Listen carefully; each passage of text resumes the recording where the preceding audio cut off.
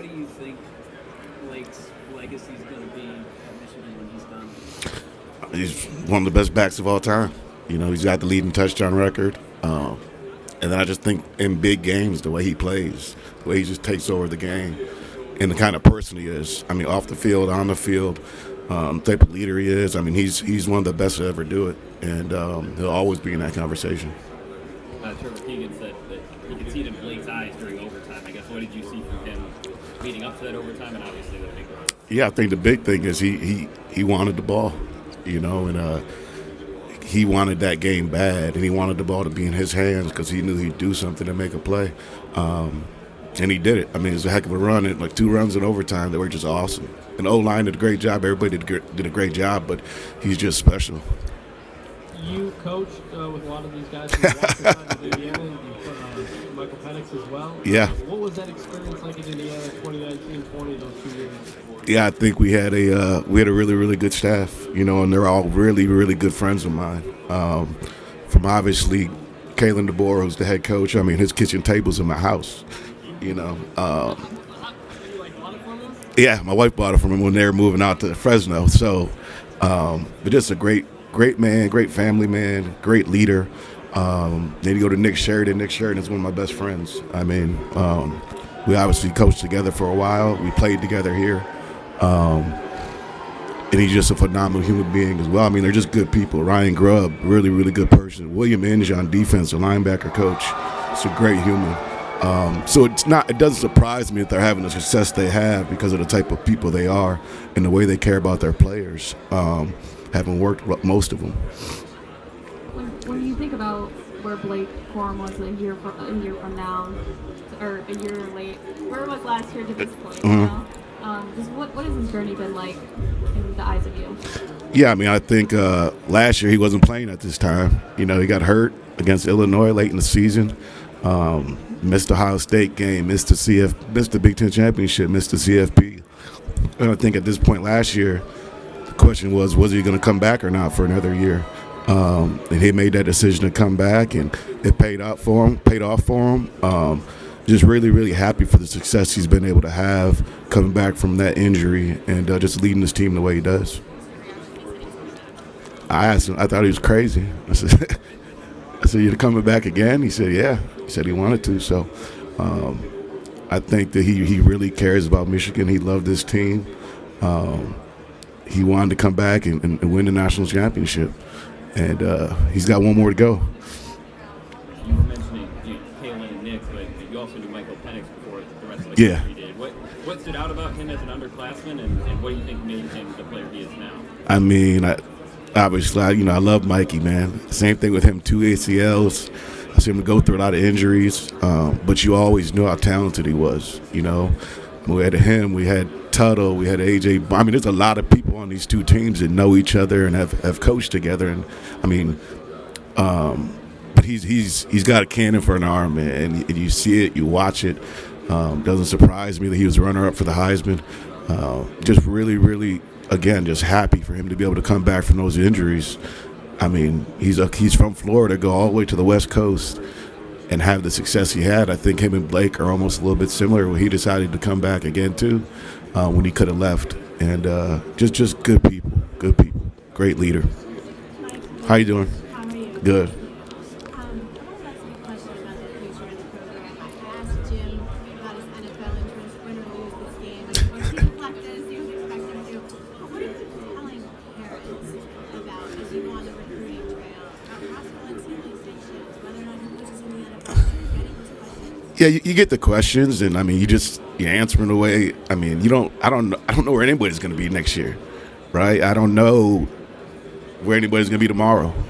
I don't know where I'm going to be. I can't, you know what I mean? And I've changed jobs a lot too in my career. So I think that you're just upfront and honest with them. And like I always tell them, I mean, we don't know what's going to happen.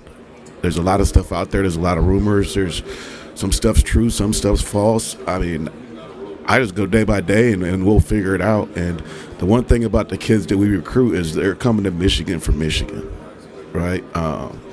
For the program, for the academics, for the history, for the tradition. The kids that come here love Michigan.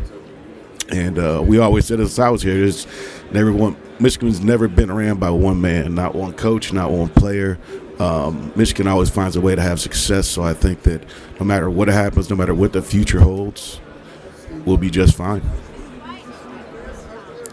Why is this year different? I mean, you got to a certain point last year, right? You got farther this year. You were obstacles. What was different about this year's team? Was it the obstacles? Nah, I think that they're really resilient, and I think when you have leaders, you lose back-to-back CFPs 2 times in a row in the semis, and they all came back with the same mindset. I've never seen a team just talk about the national championship all the time. I've always been one of those guys who've been winning one game before the next game, and these guys, every time at the end of practice, they're like, we're winning the national championship. We're winning the national championship. From Blake to JJ to Chris Jenkins, to Junior Colston. We have a lot of really, really good leaders on this team, and that's what makes them special. Because you win with the guys. Those guys have all been here. They've been through it. They've won. They've lost.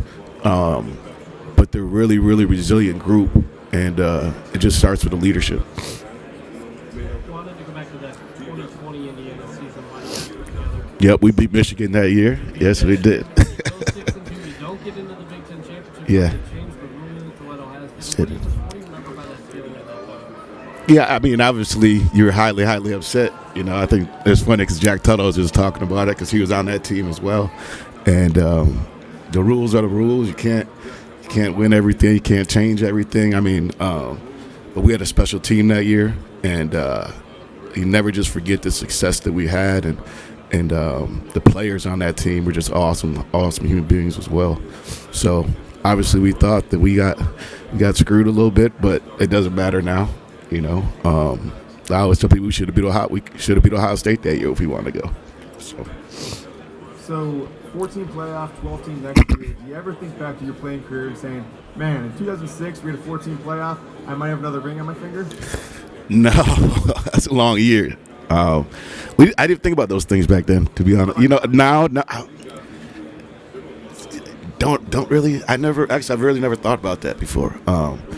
I just think it's amazing the way college football has changed. You used to just be the bowl games. You used to just be the Rose Bowl, right, that you wanted to go to with the Big Ten championship at Michigan. And now, you got a million kids opting out if they're not in the CFP games. You got guys that aren't playing for their teams anymore in the bowl games. So at 12, you're getting towards the NFL model of playoffs, and everybody's going to have an opportunity. There's going to be more teams in there next year that deserve it. I think everybody knows what happened to Florida State this year. There's no way they shouldn't have had an opportunity to play for a national championship and prove themselves. So next year, those things, it's going to be the 13th team now that complains, right? So there's always going to still be people complaining, but it does give, I think there's a little more parity now with all those teams being, having 12 teams and giving them all a chance. Mike, Coach Harbaugh said that JJ is the greatest quarterback in the history of Michigan football, in his opinion.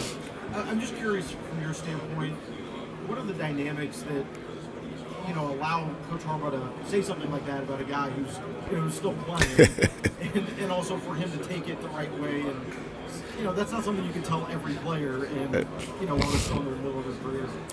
Yeah, I think the maturity that JJ shows, and he understands that the work's never done, and he understands how great he wants to be. He understands the opportunity he has to go down as the greatest quarterback in Michigan history. I think Jim says that because Jim truly believes it, and JJ McCarthy is a special, special player, throwing the ball leadership-wise, running the ball around. So I think that he's going to go down as one of the best quarterbacks in history, without a doubt. Especially, he's been to 3 CFPs. 3 Big Ten championships as a starting quarterback. There's not many quarterbacks in Michigan history that can say they've done that. So I think that everything Coach says is true, and I think that he will go down as one of the best quarterbacks in Michigan history. And obviously, when you say that, people bring up the name Tom Brady. Mm-hmm. It seems like Tom and JJ have a good relationship. Mm-hmm. Just in terms of his ability to take that comparison the right way. Mm-hmm. Do you think it motivates him? Do you think it inspires him? I'm curious what your thoughts on it. Yeah, I think he loves the pressure. He loves those he loves being compared to that because he knows he has to show up and work every day. It's just who he is. It's just every day, the work, the studying, the game plan, coming in, telling coach what plays he likes, what plays he doesn't like. The maturity I've seen over him the last 3 years and the leadership he has on his team. I think that his head is always equal. I mean, it's always even. You know, he doesn't get too high, he doesn't get too low. He can make a mistake and bounce right back, or he can have tons of success and still be the same person every day. So, really, really special kid, and he's obviously one of those reasons that we're in this game. Hey, Mike, you mentioned earlier about the 12-team playoff, opt-outs with the 14 playoff. Do you ever envision somewhere in the future where kids would actually opt out, and even if they are in the playoff and not playing the playoff? Do you think we're ever going to get to that point? Yeah, I think anything is possible, right? I think when you have guys that, I think January 20th is the game next year. I think 20th or 21st is the national title game. So you got guys are going to be playing 3-4 more games who are trying to get ready for the draft, right? It might just feel like their best opportunity is just to opt out and get ready for the next level. Hopefully, guys don't do that to their teammates, but you just never know anymore. And I think that most people, they want to win, and so we'll see. But I think there's definitely a chance it ends up happening. Is that frustrating? Yeah, it is to me. I understand why some of the players do it, but I've always just had that mindset of, you're with this team, finish with your team, But I think that's more of an old school, right, thought process, where now it's about me, It's about, well, I don't want to play in this game when I can get hurt, when it really it's no benefit to me playing in it. So I see why they do it. I just want it's just hard for me to understand, like, doing that to your teammates who you've been working with so hard, so long to have success. Mike, how are you? What's up, man? Good to see you. Good to see you. When last season ended and JJ said, I promise we'll be back, a lot of players getting back, did you think it would lead to this point, and what obstacles did you see that you were concerned whether or not you'd be back at this point? Yeah, I think anytime you go into the offseason, you question, okay, do we have enough players here? Do we have enough players here? Is the line coming? Who's going to play tackle? How's everything going to work out? So I think that we knew we had the core set of guys that came back, who were leaders, who've been in these games before. But I think there's also youth. It was like, is Ladarius going to turn out to be Ladarius to be a first team All Big Ten left tackle? When you lose a kid that started for 3 years here. So I think that those things, there are always questions in your mind, and that's why you go through spring ball, that's why you go through fall camp. And I think I knew we had the leadership to do it. I knew we had enough skill players to do it. I just think that we had to go out there and prove it in the big games. Mike, I walked in on the tail end when you were talking about your crossover with the Washington coaches. Yes. Kalen DeVore's table. Yeah. Kalen's kitchen. Talk about it. I missed that. So obviously he was, when he got the job at Fresno, he didn't want to move everything. So my wife loved his table, so she bought it from him, and it's still in my house right now. It's a good table. And what's your crossover? With the other coaches? So Kalen, we coached at Eastern Michigan and Indiana together. That's the coolest thing about, even my youngest daughter's name's Kaylin, and not after him though, but we didn't know if we were gonna have a boy or a girl. So my wife wanted a name that went both ways, and I said Kaylin. She was like, "There's no boys named Kaylin," and I just had to show her a picture of the boy, and then he ended up coming to Indiana, so it was pretty funny. But Nick Sheridan's one of my best friends, tight end coach. We played here together, and we still talk all the time. Ryan Grubb, I worked with him at Eastern Michigan for a couple weeks till I left. William Inge, the linebacker coach, great human being. We coached at Indiana together. The receiver coach Shepard, we've coached against each other forever. He was at Purdue for a while, so know him really well. Their GA, Shaq Van, I recruited to Eastern Michigan. he's one of the GAs on the team. So just know a lot of them, know a lot of the guys there, and really good friends. Not just know each other. Really, I mean, we really enjoy being around each other. We always talk. Wouldn't be happier playing anybody else than these guys in the national championship. Do you think you have any unique insight to that coaching staff that others might not have? No, not really. I think they all show up. They do their job. Our offenses are kind of similar as far as the way we shift motion, all those things. So I think that I know they're going to have a heck of a game plan against our defense and their offense. Their defense is going to have a good game plan against us, and they'll let the players play, and we'll see what happens. How much was the table? I don't know how much she paid, honestly. I hope he gave me a deal on it. Mike, so you had Penix for a year? I was with Penix for 3 years, yeah, at Indiana, yeah. Are you surprised that this has happened? You had him, obviously had that breakout year in 2020. Mm-hmm. What kind of player did you think he'd be? I mean, you knew right away his freshman year when he got there how special he was, and the way he threw the ball, and the way he moved, and how cerebral he was, and just he understands football. He understands the game, and I'm really, really happy for him. I mean, 2 ACLs, shoulder surgeries and injuries, and to come back and play the way he's played and leading the team the way he's leading it, it's not a surprise at all. What kind of kid is he? I mean, he's told many outlets that he was close to giving up the game, the injuries wearing on him. It's a perfect landing spot. Almost thank God for the transfer portal. Yes. Yeah. I mean, just I keep saying it, but just has always been a great leader. He's not selfish. He's always about the team.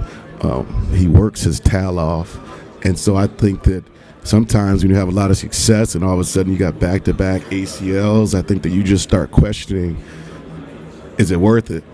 You know, can I do this again? Do I want to do this again? But I think he's so resilient, and he decided to do it. He believed in that staff out at Washington, and they did a great job with him. What's Jim like as a coach, week to week, day to day? How often does he duck in on your meetings? I'm just trying to get an idea of what he does to make the guys so great. So he's involved in everything we do.